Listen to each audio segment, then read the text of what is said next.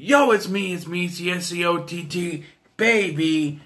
And this time, I'm going to give you my review for the 2016 movie, Batman v Superman, starring Ben Affleck, Henry Cavill, Gal Gadot, and is directed by Zack Snyder. So going into this movie, I remember being conflicted. And then coming out of this movie, I remember being conflicted. So yeah, this is the Ultimate Edition. I watched the theatrical version because I figured for my review I was going to just do the theatrical version anyway. I have seen the Ultimate Edition and I don't know. The only thing that comes out of that is that I complain where they keep talking about they're going to do a Batgirl movie with a person of color as Batgirl. And I said they cannot do that. Well, now they can because they're changing everything. But this was reported before Justice League even came out.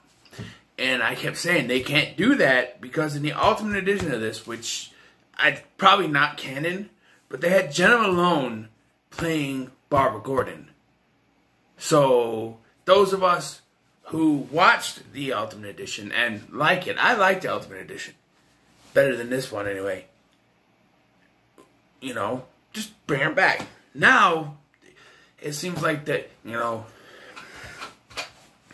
that Justice League kind of went downhill, so now they're just doing, you know,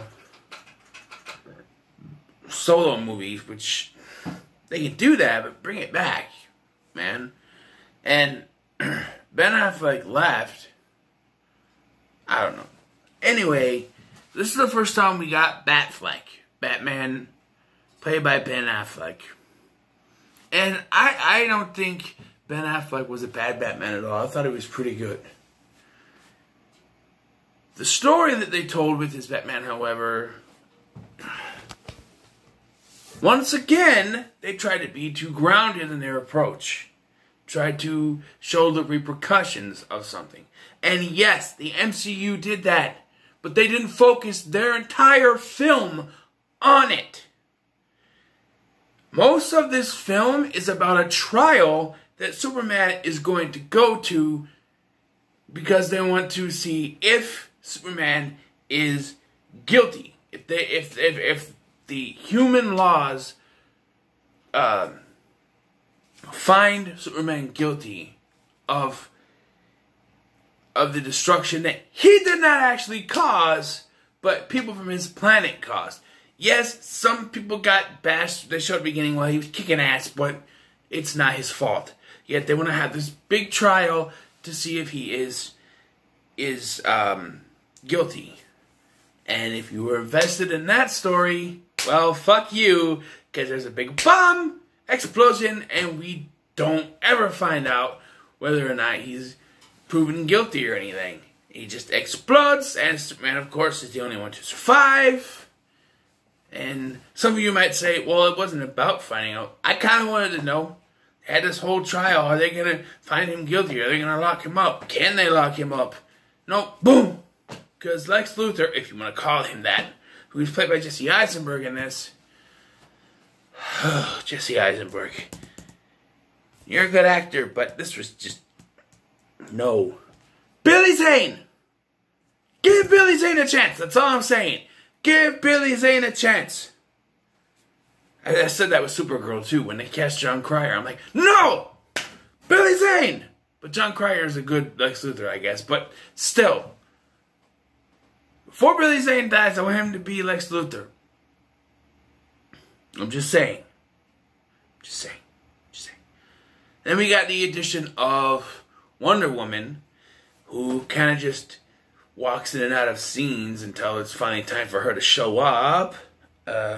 They give us some foreshadowing for the Wonder Woman movie when they show us a picture. They must have had this. Wonder Woman came out in 2017, a year later. So they had this planned out because the picture has all the exact same actors that are there when the picture is actually taken. So that's pretty cool.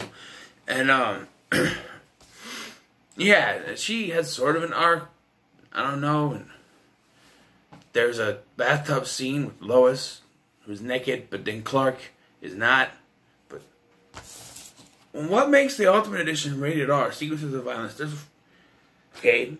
Sequences of violence. Only thing it says for the rated R version. PG-13 says intense sequences of violence and action throughout, and some sensuality. But that's okay for PG-13. What? And yes, that's the elephant in the room here. Martha. Both Batman and Superman's mom's names are Martha. They make that abundantly clear throughout this movie, and that's what stops Batman from killing Superman when he says, "Save Martha," which is his mother's name. Yeah.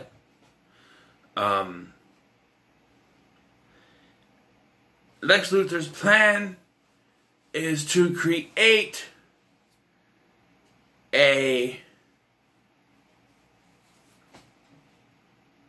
clone out of, or create something out of his DNA and the DNA of that of a Kryptonian. Superboy? Anyone? It's not directly, it's Zod. His DNA and Zod's DNA. I'm sure there's a comic about that somewhere, but it creates Doomsday. And, okay, this, it tries to be like 3 different issues of a comic book. Part 1, The Trial of Superman. Part 2, Fat Batman v Superman. Part 3, Issue 1, The Trial of Superman. Issue 2, Batman vs. Superman. Issue 3, The Death of Superman. It's exactly what it is. And it's all schmozzed together in one film. And it doesn't work. It just doesn't work. You have this trial that goes nowhere because there's an explosion. And then you have Batman fighting Superman, which goes nowhere because Doomsday shows up. And then they defeat Doomsday with this big spear that Batman had to invent, by the way. And if he didn't do that, they wouldn't be able to do it. And he shoves it up there, and then Superman has to die because Doomsday's in the movie, so Superman has to die. And if they had handled his return in Justice League right, I wouldn't be complaining. But they did it wrong because they decided to change directors when Zack Snyder couldn't come back. That being said, I don't hate this movie. I actually quite enjoy watching it. It just, when you're sitting there, not that I'm a, YouTube critic guy, so to speak, you see the flaws a little bit more. And I can sit and enjoy all these DCEU movies just fine. DCEU movies just fine. It's just, okay, my favorite Superman animated film is Superman Doomsday. So, the fact that they split it in 2 parts, like, they could have had Superman die at the beginning of the movie. Like, what if at the trial, instead of an explosion, Doomsday bursts in, comes in, there's a fight, Superman dies, and it's left Batman and Wonder Woman take on this thing, and then Lois Lane finds that Superman is still alive and was taken by one of the Kryptonian robot thingies established in the first film to the Forces of Solitude, and has the long hair and the beard, and he comes out and he's stronger, and they find a way to defeat Doomsday. It wouldn't be Batman v Superman, but I'm pretty sure it would be a better film. You're probably going to hear me kind of integrate this into Justice League once I get to it, because I can integrate, this into it, because, like I said, my favorite story is Superman Doomsday. I'm just saying, I got to review that one these days, because it'll be part of my Superman ranking anyway, that I'm doing, because I have it. Yeah, and Wonder Woman, and yeah, they have the little cameos from, like, The Flash, Aquaman, Cyborg. Little cameos, sure. Even though Barry Allen looks nothing like Barry Allen and the rest, because Ezra Miller had his ponytail and it was scruffy. I don't know who you is, so I ain't answering the phone. But yeah, overall, this movie's pretty good. It's just, it's decent. Batman's little robot suit's pretty cool. Yeah,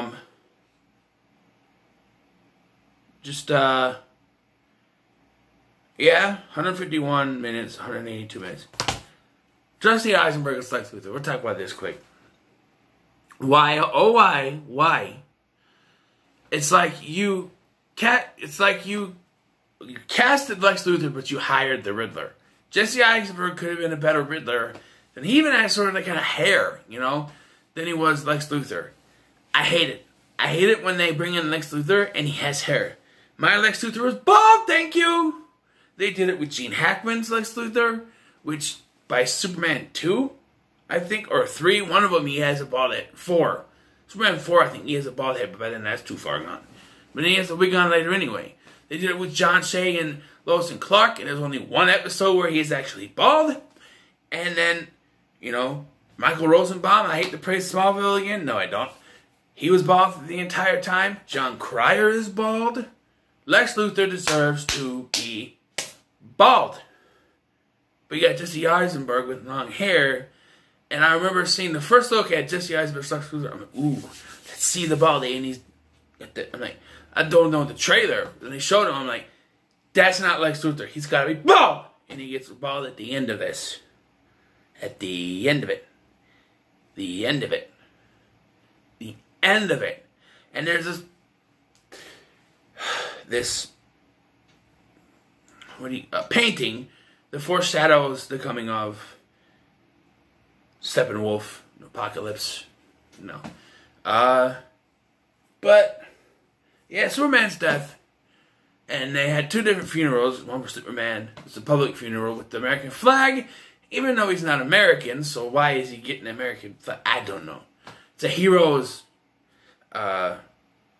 funeral, I guess. And then, but it's funny because they were questioning his, you know, is he guilty? Is he a menace? Is he a hero? And then he dies and say, oh, we love Superman now.